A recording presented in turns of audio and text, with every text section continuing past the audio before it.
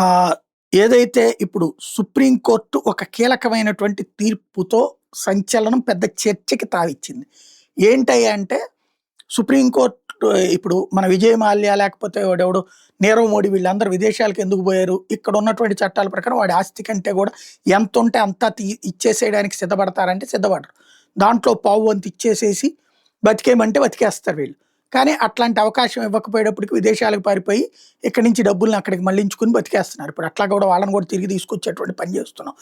అయితే ఆ మధ్యన బయోటెక్ ప్రమోటర్స్ అయినటువంటి ఏది స్టెర్లింగ్ బయోటెక్ ప్రమోటర్స్ అయినటువంటి చేతన్ సండెసారా ఎవరైతే ఉన్నారో తనకి సంబంధించి ఇక్కడి నుంచి పారిపోయి ఆల్బేనియాలో ఉండటం, మనం అక్కడి నుంచి డిపోర్టేషన్ తీసుకొచ్చి ఇండియాలోకి తీసుకొస్తే ఇప్పుడు వాళ్ళు వేసినటువంటి పిటిషన్ మీదన ఒక కీలక ఆదేశాలు ఇచ్చింది. డిసెంబర్ 17 డెడ్లైన్ ఇచ్చి ఆ లోపు 5,100 కోట్ల రూపాయలు కట్టేయండి, అప్పుడు మీ మీద ఉన్న సిబిఐ, ఈడీ, ఎస్ఎఫ్ఐఓ, ఎఫ్ఈఓఏ కేసెస్ అన్నిటినీ క్లోజ్ చేస్తామని ప్రకటించింది.